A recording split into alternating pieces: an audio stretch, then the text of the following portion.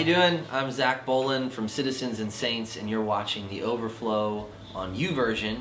And I wanted to talk about our song, The Mighty Hand of God.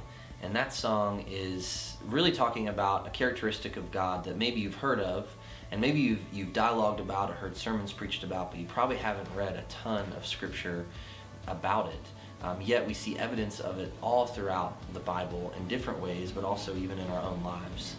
And one part of the song, The Mighty Hand of God, I wanted to talk about was in the bridge. And it says, even though our hearts are prone to wander, we can never run beyond his reach.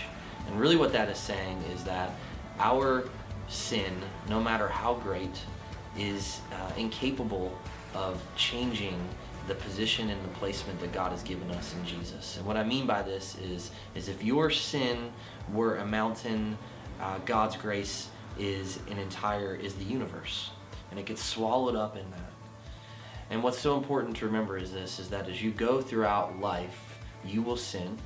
You will experience suffering as a result of your sin. You will experience suffering as a result of others' sin.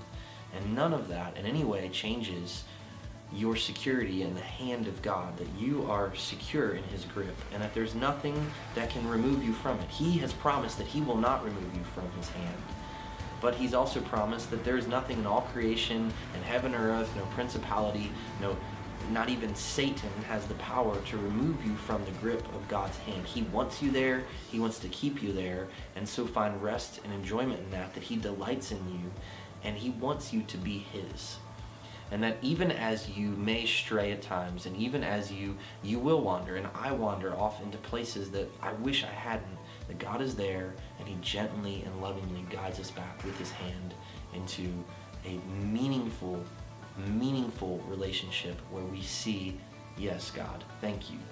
Thank you for leading me back to see that you are everything that I need.